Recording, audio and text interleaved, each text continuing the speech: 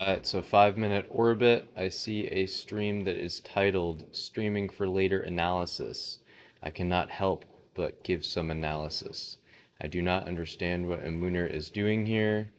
RPing as the tank, maybe just practicing spell rotation, that kind of stuff.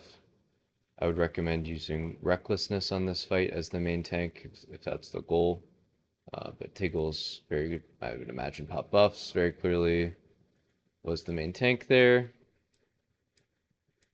Anyways, just some quick thoughts on this. I thought this was a pretty easy Horde raid, kind of farm mode, just kind of sharing some things that I noticed. What I want to talk about in particular is the techies. Before the techies, though, we'll just look at a boss. A mage died right there. Just going too ham. This boss got a little wild. Again, not going to bother looking at the logs, but Tiggles just gets absolutely slobbered on by Broodlord. Rip Areno. Wasn't quite full health, so making sure the tank is topped off is important. Not sure if the tank had inspiration. That's obviously very important. Not sure if he had Stone Shield on. Obviously, that's very important. But yeah, just got owned. So after this, Emuner pops Recklessness and just gets one shot. Looks like Rec had already ended by the time that he was tanking. Yeah, Rec is no longer active and he just gets one shot. So maybe pre-pop life-giving gem if you know that you're about to be tanking in that circumstance. Since he uses a Mighty Rage, he's kind of screwing himself over. You really want to have a Stone Shield on this boss if you're ever tanking it or expecting to tank it. And I guess we do have to hear Shard's commentary. Guys, I don't want Nice job tanking him, winner. I got suppressed. So yeah, nice job tanking Emunir, have to mention it. But yeah, I just feel like the techie packs, they're a little wild. It's important to have a mage that is assigned to be tanking them. Maybe if Osa's the assigned mage, that's not great anyways, because they just got absolutely owned there. But in general, I always thought that it's important to have one designated mage tank that is doing the kiting and more separation going on. Splitting these warlocks up so they're farther away from the techie pack really helps. I know that if you're a warrior, it's kind of nice to be able to whirlwind. You see how they're able to whirlwind a couple of them down, but ideally you just have like 10 to 15 people all throw a dynamite at the start of the pull. They just all die really quick in addition to the mages then controlling them. So besides that, not really much to mention. I just want to show some other examples here as we see techies just get a little wild.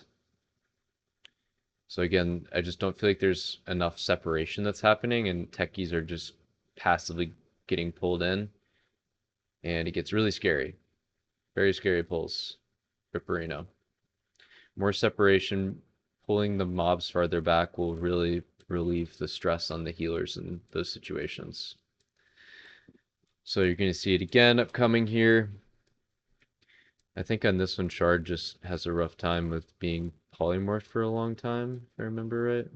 Yeah, so Shard's just sitting up there polymorphed forever. I think ideally the only person you'd have up there is the mage that's ready to then mage tank and take over really quickly. On this last one here, you're going to see it get rough. That's really all I have to say. Just a BWL. I know that that's no longer the main content phase, but as more and more raiding is happening, BWLs are still going to be a commonplace, right? You're going to expect to clear these BWLs every week. So I think it's important to get them on true farm mode, understand the mechanics, and just do the basics right. So again, I think splitting up the casters away from the techies is important. The melee just went full Zug here. If they were paying attention, they would have seen how techies were all throwing their bombs. Everyone just walked right into the techies and died into the dynamite that the techies were throwing. So just Zug behavior there. Mage needs to be more on top of instantly grabbing all the techies as soon as they can, so that doesn't happen, and that'll fix the problems. So other than that, really all to mention, just a quick little orbit showing some later analysis. So GG's till next time. I guess last thing to mention here, I can show the other week or other VOD that I last was talking about, I just want to mention something here. Someone brought up a good comment. I have to redact my statement as far as a Mooner did use Last Stand. The problem was the timing of the Last Stand usage, okay? So just a couple seconds into the fight, Last Stand gets used.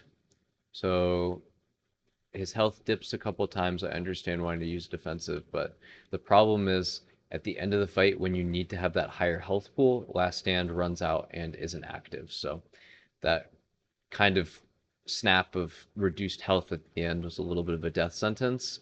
Making sure that you have the highest health pools during the scariest part of the boss is important. So just had to mention that. Correct comment there. You are right. Last Stand was used, but I think the timing of Last Stand is the problem, and making sure that is fixed will help Amunir in the future. So good luck, and plan on talking more about Horde raids. This is just a way that I can talk about Horde. So thanks for the content, and until next time, GG's.